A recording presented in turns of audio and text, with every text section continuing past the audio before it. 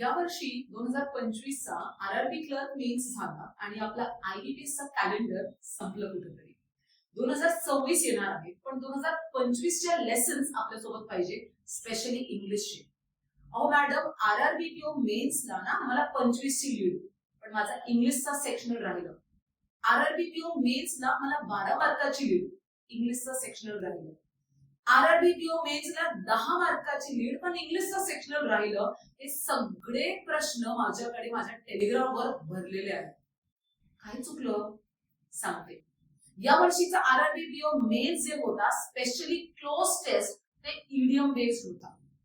आरआरबीपीओ men's या वर्षीचा vocab based paper होता. त्याच्यामध्ये पण इडियम्सला जास्त, फ्रेझल वर्ब्सला जास्त वेटेज होता.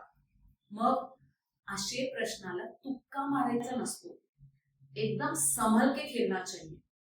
तो ना फिर ऐसे ही सारे स्ट्रैटेजिक एनालिसिस. कौन सा पेपर 2025 चा सर्वात मेन्स अवघड होता, तो म्हणजे एसबीआय क्लर्क मेन्स 2025 चा. आणि सर्वात सोपा जो पेपर होता तो आरआरबी क्लर्क मेन्स होता. या सगळ्या स्ट्रॅटेजिक एनालिसिस आपल्याला भेटणार आहे एसएसए इंग्लिश वर. लवकरात लवकर या चॅनलला सबस्क्राईब करा, जॉईन करा. मंडे टू फ्रायडे सकाळी 8:30 वाजता आपण डेली भेटणार आहोत एसएसए इंग्लिश वर.